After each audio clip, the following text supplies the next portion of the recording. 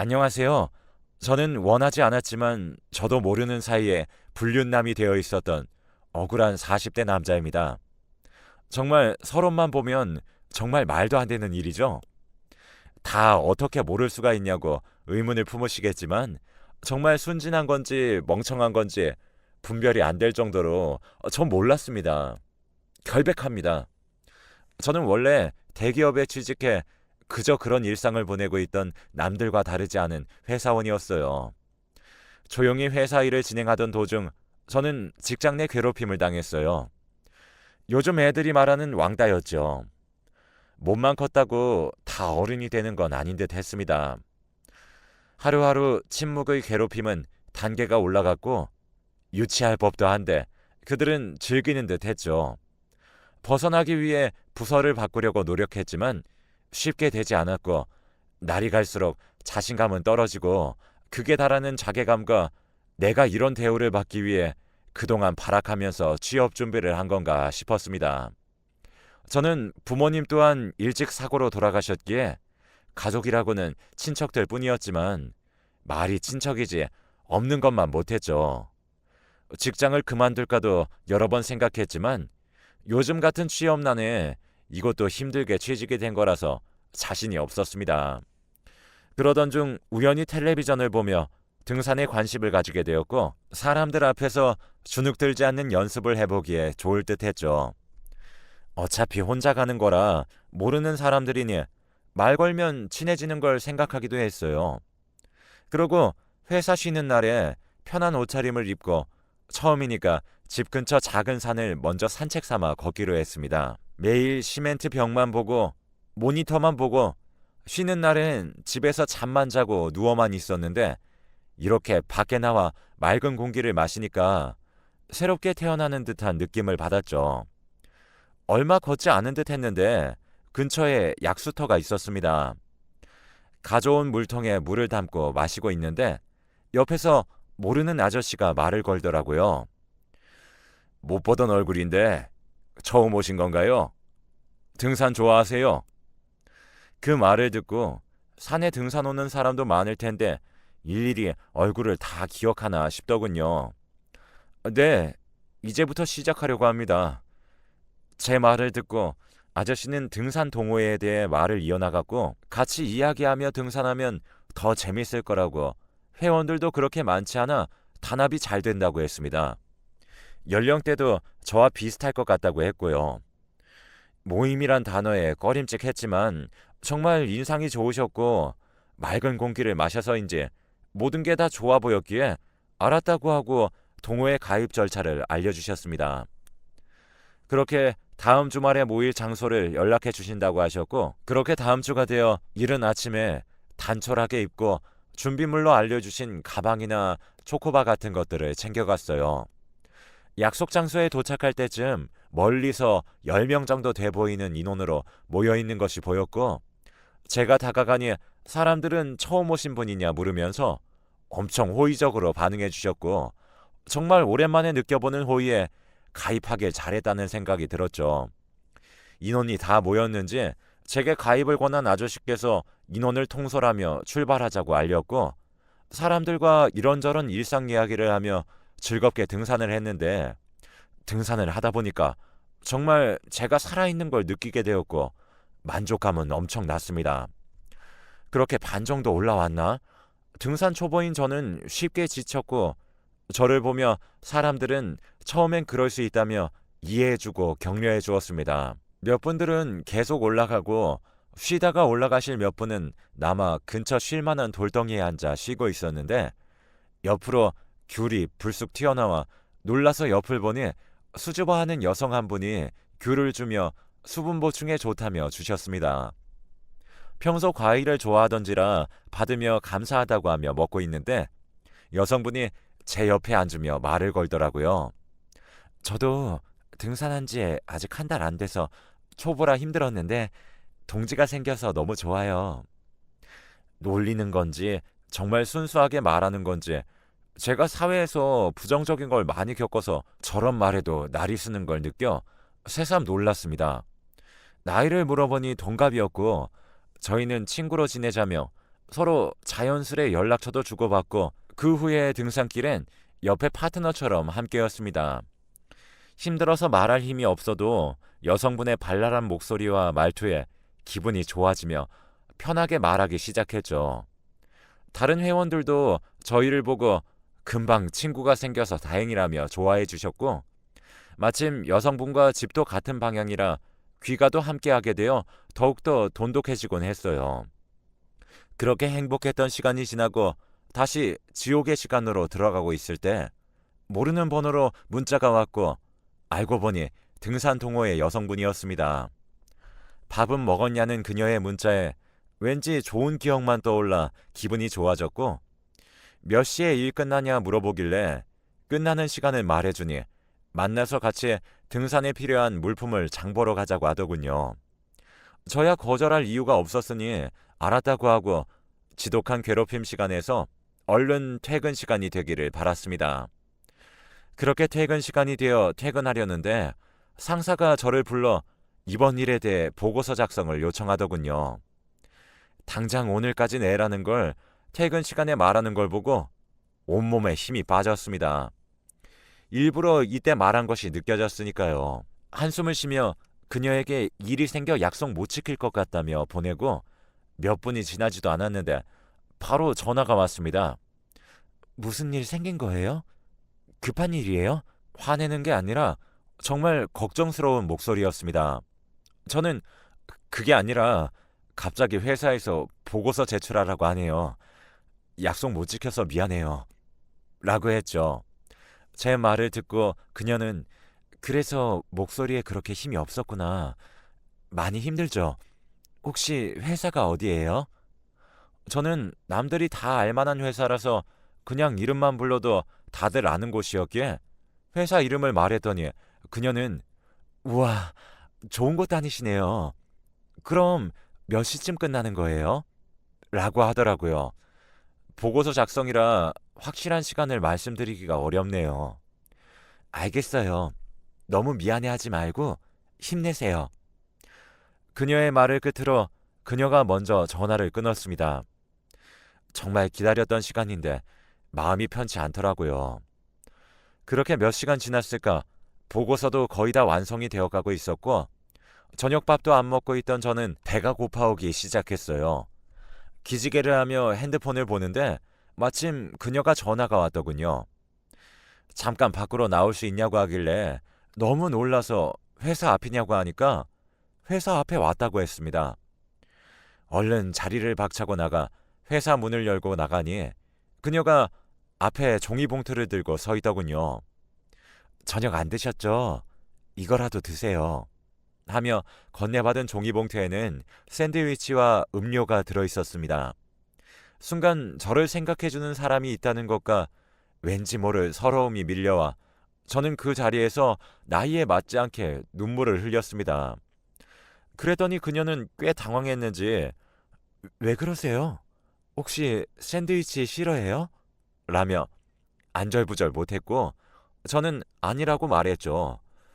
그녀를 그냥 보내기가 싫었고 밤 공기가 찼던지라 저 이제 금방 끝날 것 같은데 같이 있다가 카페라도 갈까요? 제가 용기 내 말한 말에 그녀는 싱긋 웃으며 알았다고 하며 회사 안으로 같이 들어갔습니다. 같이 샌드위치를 먹으며 조금 쉬다가 얼른 보고서를 마무리하고 그녀와 회사 근처 카페로 향했습니다. 카페에서 여러 이야기를 나누며 원래 있던 호감이 더 커지기 시작했고 그녀의 행동 하나하나에 신경이 쓰이기 시작했죠. 평생 연애란 걸 안 해봤지만 본능적으로 알 수 있었습니다. 사랑이라는 것을요. 내일 다시 물품 사러 가자는 약속을 하고 각자 집으로 향했고 다행히 다음 날은 퇴근 시간에 저를 붙잡지 않았어요. 그녀와 만나서 마트에서 이것저것 장을 보는데 뭔가 신혼생활을 하는 것 같은 설렘이 있었습니다. 서로 필요한 물품을 구매 후에 주말에 보자는 말을 남기고 주말이 빨리 오길 기다렸죠. 기다리는 시간은 정말 길게 느껴졌지만 동호회 사람들과 그녀를 만나 밝은 에너지를 받으며 등산을 했습니다. 중간에 올라가다 발을 삐끗한 그녀가 주저앉았고 제가 그녀를 부축하며 자연스레 신체 접촉이 생겼어요. 저는 나름 알고 있는 응급처치를 그녀에게 해주었고 동호회 사람들에게 말을 한 뒤 그녀를 데리고 병원에 갔는데 병원에서 다행히 뼈에는 이상이 없다는 말을 들었고 그녀를 집으로 데려다 주었습니다. 그렇게 몇 번의 주말은 그녀 없이 혼자 회원들과 등산을 하는데 왜 이리 허전함이 큰 건지 그녀가 보고 싶어지더라고요. 하산하자마자 그녀에게 연락했고 점점 괜찮아지고 있다는 말에 안심하고 다음 주말에는 같이 등산할 수 있을 것 같다고 말한 그녀의 말에 너무 기뻤습니다. 그렇게 그녀를 기다리던 주말이 오고 멀리서 오는 그녀를 보니 그 모습이 소녀 같아 무척 예뻤습니다. 등산을 하면서 저는 용기를 내어 그녀에게 사귀자는 말을 하게 되었는데 다행히 그녀도 흔쾌히 받아주었어요. 그렇게 제 첫 연애의 종이 울리기 시작했죠. 이르지만 제가 결혼 이야기를 꺼내면 그녀는 당황하며 별로 내키지 않는 듯 말했고 아직 내가 너무 성급했나 싶었습니다. 그렇게 시간이 지날수록 더욱더 가까워지고 제겐 소중한 사람이 되어 있었죠. 그러던 어느 날 여느 때처럼 그녀를 집으로 데려다 주고 집에 돌아가려는데 어떤 남자가 저를 붙잡더군요. 저 여자랑 아는 사이냐고 물었습니다. 당황했던 저는 누구신데 그런 걸 물어보냐 말하니 그 남자는 저를 죽일 듯이 쳐다보고 뒤돌아갔어요. 이상한 일은 그 이후로도 있었는데 등산 동호회에 나갔더니 그녀가 연락이 되지 않았고 회원 중 한 분이 저에게 그녀와 무슨 사이냐고 물어보길래 굳이 숨길 이유가 없다고 판단한 저는 사귀는 사이라고 말했습니다. 그랬더니 표정이 굳어지면서 저를 이상하게 보고 산으로 향하더군요. 왜 저러나 싶었는데 가만히 생각해보니 어느 순간 주위 모든 회원이 저를 멀리하는 것이 느껴졌고 다들 제 옆에 오질 않았습니다.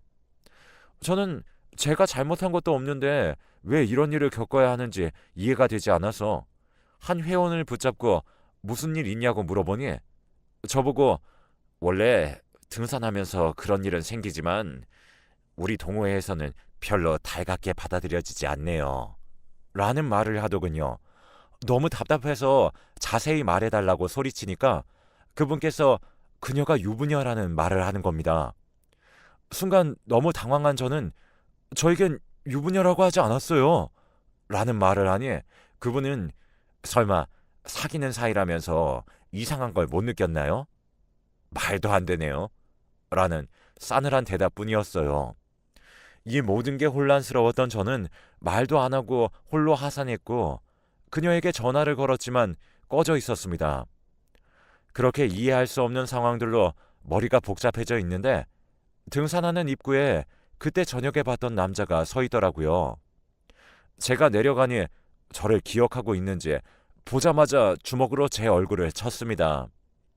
그래도 제가 맞을 만한 일은 없는 것 같아 왜 치냐고 화내니까 내 아내랑 불륜 저지르고 뭐가 그리 떳떳해? 라는 어이없는 말을 하더군요. 저희 상황을 보고 놀란 주변 사람들은 싸움 구경에 하나둘씩 몰려들기 시작했고 그 남자는 소리를 버럭 지르며 저에게 온갖 욕을 해댔습니다. 저는 그 와중에 침착함을 유지하며 저는 정말 몰랐다고 말을 했지만 제가 거짓말을 하는 거라 느꼈는지 제 말은 귓등으로도 안 듣는 모습이었습니다. 그 남자에게 들은 말은 가관이었는데 그녀가 애까지 있는 상황이고 그녀가 그 남자에게 제가 찝쩍거렸다고 했다고 합니다. 너무 화가 나서 그녀가 그리 말했냐고 그녀랑 이야기해보고 싶다고 말했지만 어디서 수작이냐는 말만 돌아올 뿐 이야기를 들은 주변 사람들은 저를 뻔뻔하다고 손가락질하며 불륜남이라고 부르더군요.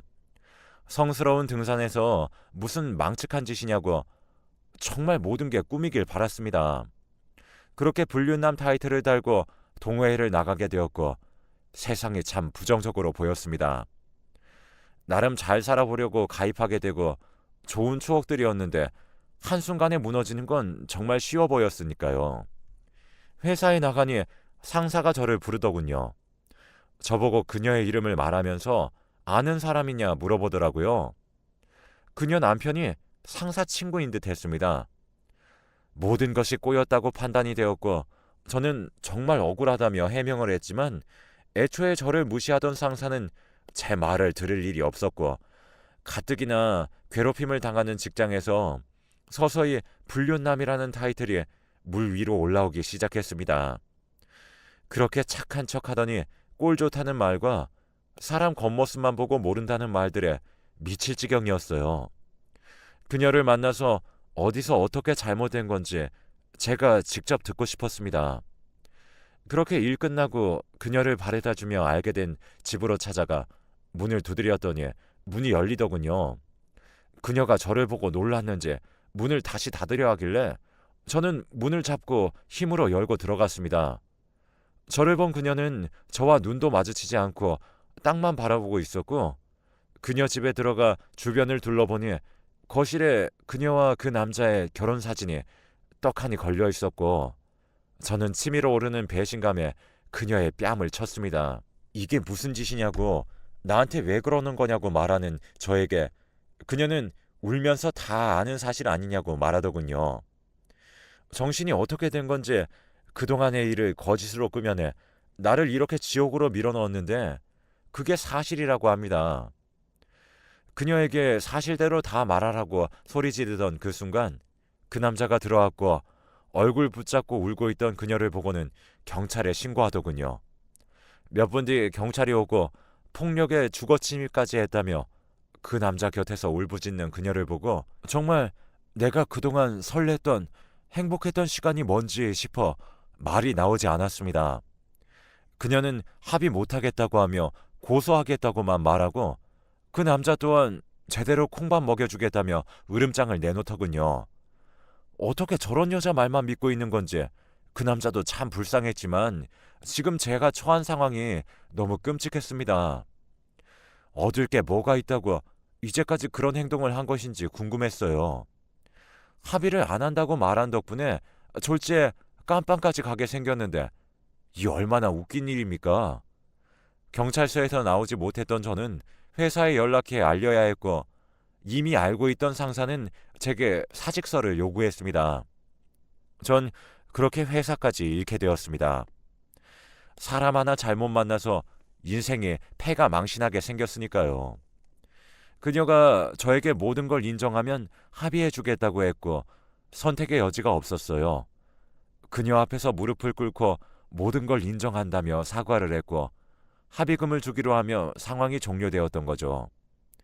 다행인 건지 아닌 건지 회사는 잘리지 않았지만 괴롭힘은 무관심으로 바뀌어 더 본격적으로 회사 직원들은 저를 본격적으로 피하기 시작했죠. 차라리 무관심이 낫다고 생각하지만 투명 인간이 된 것 같아 숨이 막혔어요. 저는 이제 다른 취미를 시작할 자신도 없습니다. 그렇게 몇 개월 지났는데 인생에 활기가 없었습니다. 죽고 싶었지만 그럴 용기는 없었어요. 그렇게 집에 도착할 때쯤 제 집 앞에 한 사람이 서 있었는데 바로 그녀였어요. 예전의 발랄한 모습이 아닌 정말 쓰레기를 보는 듯한 눈빛으로 저에게 왔죠.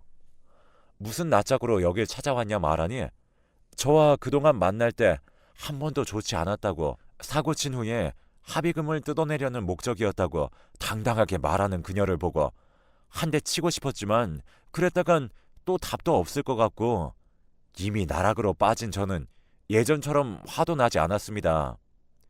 미친 개한테 물렸다고 생각하고 있었으니까요. 무시하고 집에 가려는데 자기가 나를 만난 진짜 이유를 알려주겠다는 말에 궁금해서 뒤돌아보니 합의금도 합의금인데 요즘 자기 남편이 자기에게 소홀해져서 관심 좀 가져보려 저를 이용했다고 했습니다. 그게 진짜 이유라고 마침 순진한 제가 이용하기 딱 좋은 상대였다고 하더라고요. 제 인생 정말 한심해서 눈물도 나오지 않더군요. 정말 제가 잘못한 건 사람 하나 잘못 만난 것뿐인데 그 대가가 너무 가혹한 거 아닙니까? 앞으로는 사람을 믿을 자신도 없었고 사랑 또한 믿기가 싫었습니다. 세상 모든 아내는 다 저런가 싶어 소름이 돋았습니다. 그러면서 제가 자기가 조금만 잘해주니 사귀자고 말하니까 다루기 쉬워 보였다고 했죠. 그녀가 미웠지만 그래도 순간의 설렘과 사랑이 뭔지 알게 해줘서 고맙게는 생각합니다. 저 정말 못난 거 압니다.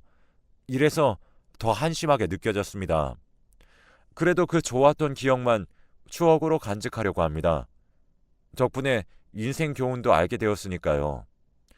지금도 그렇게 시간이 꽤 지난 것 같은데 회사에서의 수군거림은 잠잠해지지 않았고 사람들은 욕할 대상이 없으면 살 수가 없는지 뭐만 하면 저를 들먹이는 게 느껴졌어요. 회사의 회식 자리 또한 겁나서 나가질 못하고 있습니다. 사람들 앞에서 대외적으로 서는 것 또한 자신이 없습니다. 심리 상담을 다녀봐야 하나 생각도 들지만 그것 또한 자신이 없어요.